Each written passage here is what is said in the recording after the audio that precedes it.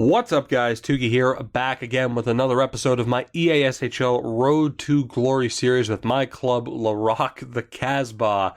And we are off to a great start with an 11-2 record so far here in Division 8. And in this episode, we have 3 more games for you. And we start off here with a 5-on-2 game.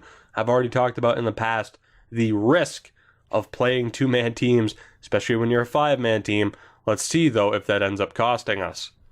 We join this game off the opening face-off. Their computer wins the draw. Our right wing, though, is able to pounce on it. He finds our right D, Matt, at the point. He fires the wrist shot. It is blocked, and our left wing picks it up and hits the post.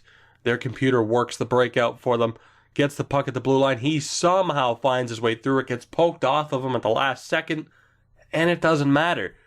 A very unfortunate goal. I'm surprised he was able to hold on to that puck, especially after he lost it. I got a last-second poke check in there that temporarily knocked it off of his tape, and it just simply didn't matter. So they take the 1-0 lead. Still in the first period, of course, they are still up 1-0. Right now, their computers are able to continue getting solid breakouts, and the failed dump-in attempt turned out to be okay, as their computer finds the human for the manual one-timer, and we find ourselves down 2-0 in under 10 minutes against this team. A few minutes later, though, off the face-off, I'm able to get the puck, take my time, just gently walk in, and just perfectly place it top shelf. That's one of my favorite goals, just because of the shooting animation. It was so seamless. But moving on, we are in the second period here, off an offensive zone draw. We're able to keep that puck in. I get hit with a one-timer at the point, and it is deflected in a crazy spot by our left wing, Mark. And that ties the game up at 2 apiece. A somewhat dangerous pass with their player in the vicinity, but it pays off for us, and we get the deflection goal. Still in the second period, now under 4 minutes to go. We're able to break it up at the blue line, and we get the counterattack. 3-on-2, the windmill to the outside. He cuts back, looks like he's going to the point, but finds our center Dave in front for the goal. The comeback is complete. We go from 2-0 down to 3-2 up. And now we jump well ahead to about the same time in the third period. They turn the puck over in the offensive zone, and again, we get the counterattack. It is Dave Dorian who hits the outside of the goal, and thankfully, for us at least, we were able to get the turnover on the forecheck. An attempted cross crease goes straight into the goalie's pad, and then the puck is put in. Technically an own goal. We will take it. That extends the lead to 4-2 at this point. And there are just some times in this game where things just simply go your way, and that was one of those moments. One more clip, though, from this game as we win the face-off in the defensive zone with under 30 seconds to go. A D-to-D pass, the slap shot. He breaks his stick. He goes for the hit as well. We end up crushing him ourselves. We're able to recover the puck, hold on to it. Red across the line. That is our center Dave back in front for Dorian in the middle. And that would be the game. 5-2 is your final. And keep in mind here, too, and again, I'm going to say this every time one of these instances pops up, make sure to communicate. That wasn't my point. I was going to say, I wish I had the audio, because communication was a big factor on that play. If a teammate breaks his stick, just call out what side the bench is on, because you never know. I can't count how many times I have made that mistake of knowing the bench is on the left side, my stick breaks, and I still go to the wrong side. So make sure to communicate that point if that happens. You get a look at the game stats, though. The 2-0 lead for them evaporates into a 5-2 victory for us, moving us to 12-2. We outshot them 29-10. The time on attack speaks for itself, and we doubled them up in face-offs. A deserved win, and a good way to start this episode. Our second game of this episode, and it is a 5v5 matchup. And our first clip of this game comes early on in the second period, 17:44 on the clock. We have a fresh power play. Cycling goes wrong. I end up picking the puck up at the blue line, and even though this game happened a while ago at this point, I know for a fact that pass was meant for our left wing. Instead, it targets our center, and they are able to capitalize on the turnover, an unfortunate turn of events. But we do get the goal back very quickly. Left wing to our center. The rebound is right there for our right wing Dorian, and we tie this game up at 1 apiece.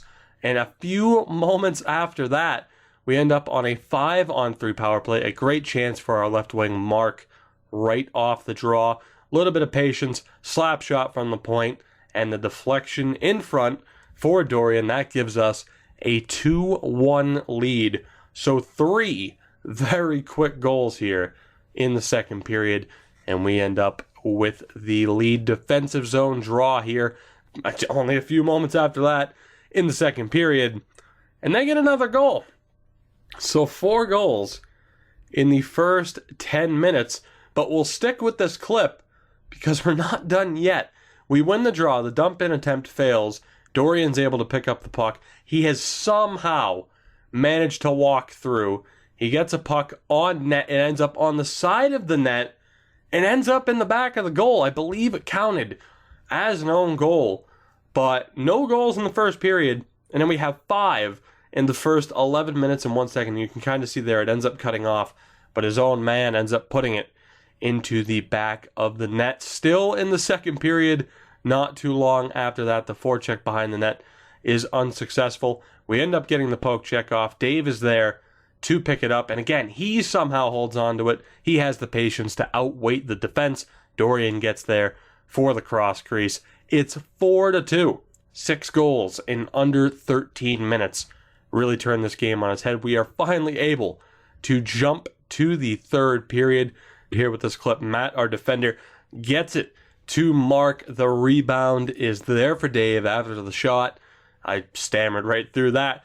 Point being, though, we have a 5-2 lead with 12:22 on the clock. A power play goal there. And this next clip, well, I mean, I'm in the box for it. They end up scoring, I'll tell you that much. Try to follow what happens. I really hope this doesn't happen too often with them scoring while I'm in the box, because I cannot see a goddamn thing. I don't know. I think that was deflected in front, that shot from the point, and I'm going to guess that it was. It's a 5-3 game with 5:43 on the clock here in the third period. We lose the offensive zone draw, but the pass is intercepted by Dave. He tries the cross crease. The pass goes haywire. Our right defenseman, Matt, tries to get it. He can't. I back skate like an idiot, and we pay for it. They make it 5-4, but unfortunately for them, that would be the final score. We are able to hold on for the last 4 minutes. You see the stats? Another close game. We were outshot 18-15. We had them beaten time on attack. Our passing was surprisingly low, but the big number, 9 power plays, only 3 goals. So the fact that we weren't able to have more time on attack was certainly concerning, but 3 for 9 on the power play, the big reason as to why we won this game. And moving on to our third and final game of this episode, it's a 4v5 matchup against the Gotham Knights, which is funny because we actually had a Batman-themed team name last year. Getting into this game, though, with under 5 minutes to go in the first period, we kill off a penalty. Mark is able to disrupt the pass. He gets a pass back from the computer and just destroys that goalie. Absolutely destroys him, and he puts us up 1-0 in this game. We will stick with this clip, though, because we are not done yet. We win the very next faceoff. A couple of fortunate bounces keeps the puck on Matt's tape. He fires a puck wide, and while he's trailing back to the point, if you watch that clip, I'm there covering him, he trails back up to the point. That opens up the space for Mark yet again, and he puts us up 2-0 in this game. Jumping to the second period, they're able to dump the puck in. RAI gets just destroyed. Absolutely destroyed. We have a clusterfuck in front of goal that our computer ends up with. We're able to get the puck out of the zone. 2 quick passes. I get the puck on my tape. Forehand, backhand. And it's a 3-0 game late in the second period. A good pass from the AI, just good passing everywhere. But we're not done. We're still in the second period. An offensive zone draw. The fake slap shot attempt opens up the space, and Mark fires it home with the wrist shot. 4-0 at the end of the second period. That would continue until 7 minutes left in the third. We're on the power play. The cross crease can't find its way through at first, but eventually it does, as it's Dave who ends up burying that puck. And there you have it. 5-0 final to wrap up this episode. And as you get a look at the stats, I don't think anybody could disagree with the results. 33 shots to 8, 9 minutes of attack to 3.5. We had 6 power plays. We only converted on 1, and we had the edge in face-offs. This episode was very kind to us. Our record now stands at 14-2, and we are in Division 7. And at this point, things were going well. Yes, it was the EA Access period, but we were 15th ranked in EASHL. Unfortunately, as you guys know, the internet troubles will be starting up sooner rather than later. So by the time I was able to actually get back and be able to play, yeah, needless to say, we weren't 15th ranked anymore. But guys, that'll do it for this episode. I hope you did enjoy. If you did, make sure to hit that like button and subscribe if you haven't already, to continue following this series and others, because in the next episode of this series, well, we have more of the same until we can really catch up. But things are going well, and hopefully that continues to be the trend. We will see, and I will see you guys, hopefully, in the next one.